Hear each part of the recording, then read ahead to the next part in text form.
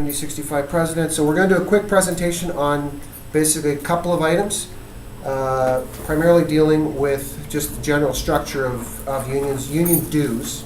So you guys, it's just within the cycle of our orientation program. So in union dues, we're going to talk a little bit about grants. So basically, there's a bunch of unions in the public service. We just picked up a couple of folks from CAPE. Can't quite see these links up here, but bottom line, please don't turn that off. So the reason being, basically, when I initially generated this presentation, I thought actually I could hard link to these locations, but you can't. So at least in the version of PowerPoint that I used, you couldn't. So bottom line, CAPE, PIPS, PSAC, those are the big unions, and we're part of PSAC. So you've got essentially two general things, rights and requirements. And your rights are in the collective agreement, your entitlements are in the NJC directives, okay? So I'm going to click a little bit here, hopefully it'll work, yeah? And so within the roles of the union, I've got to go back, but I can't figure out how to do that. So I'm just going to blow past those two slides. But basically, you've got a structure of the Canada Labour Congress, which deals with the federal government, and then the Ontario OFL, that deals with our stuff. They meet every 2 years. I think, Eileen, you went to the last one? Yes, I did. 2 years. And then basically, you've got PSAC, which is composed of a bunch of components and locally, what do you call it, like local charters, right? So direct chartered locals. So some of the smaller folks that are in, say, the guys at the airport who do the commissionaires, they're directly chartered local. But other than that, most of the people are represented by components. We're UND, which is that thing down there. That's the 40 years. We're coming up to 50 years, but you can see how old this presentation is, right? So anyways, roles and responsibilities, you really have about three direct paths to resolve certain conflicts. If it's a health and safety thing, you need to go to your health and safety committee.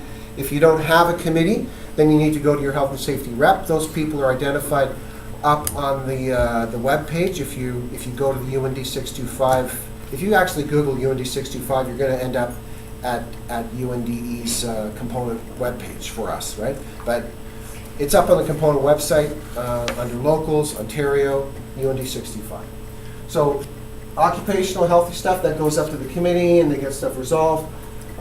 Labor Management Relations Committee, you guys are fortunate at Staff College to have a functioning one, which is great. At Denison, we actually have a similar sort of structure for health and safety, where you've got Forcan Div has a JOSH sort of structure, or an LMRC type of structure with separate small units, less than about 20 people, and reps dealing with the other commands and formations.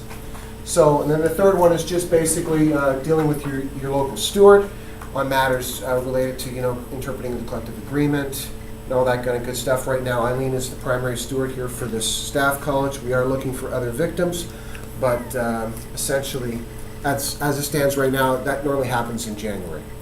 So, on to the meat of this thing here. This is basically how union fees are structured. And so the majority of our fees actually go to education, which is sort of a funny word for us. We don't really do education here, we do orientation, so it's slightly different. But bottom line, as you can see, the effectiveness chart is going right off the scale for us, right? So this is not, our dues have not increased, but the amount of value that you guys are getting back for every penny that's invested is just off the scale, right? I can see your belief is right there, right? No? Okay, so, but anyways, so when you look at our dues, UND 65 gets a 0.5255559%. So the deductions that you actually get, the component gets some money, and for that they deal with PSST complaints. That's stuff to do with competitions. They also deal with classification grievances, so they represent folks on that. And they also do a lot of the stuff sitting at the table with the department to address department-wide sort of things, policy grievances and things like that. Workforce adjustment was a big push recently, if some of you folks recall. But basically, that's that one. Our local is at $2.80 per month flat fee for everybody regardless, it's not a percentage.